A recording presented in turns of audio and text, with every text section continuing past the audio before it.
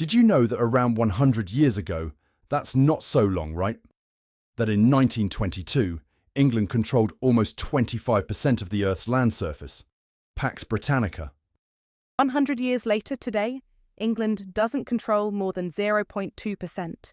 By the 1970s, it was common to read about English aristocrats going bankrupt because they couldn't afford to pay the taxes on their castles. To mow the proverbial lawn. There is no one alive today who can remember when England was the centre of industrial might and technological prowess. You think it was long ago. It was not. 3 generations and it's over. England currently has fewer ships in the Queen's Navy than Thailand. To your grandparents or great-grandparents, that would have been unimaginable. In the 1970s, the English aristocrats were given a lifeline. New wealth in the United States and Asia were happy to buy castle cottages and condos in London. The British people got poorer and poorer. Then the British aristocrats started going broke again in the early 2000s. There is, nothing that can save them.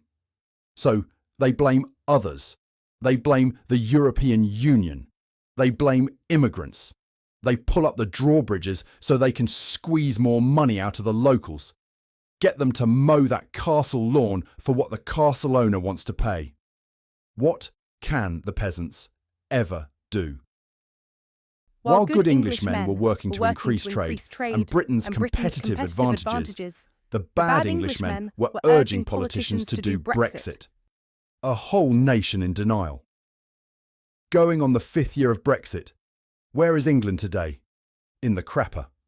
All the way in, waiting for the final flush. Now the United States is following England's footsteps because it too, today, is an old bitch gone in the teeth. England, in 1915, is where the United States was in 2000. 25 years later, England was in a war with Germany, which would expose its every weakness. Who will the United States fight this decade to do the impossible? To regain past power?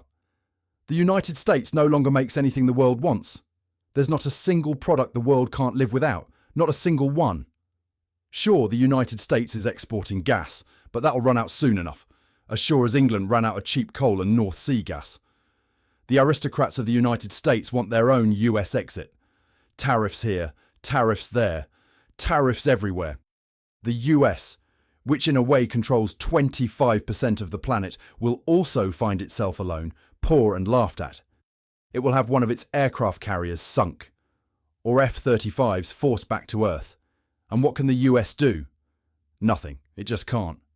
It couldn't even stop the sandals-wearing Houthis from controlling the Red Sea. Like England before it, most of the ships in its navy are old rust buckets.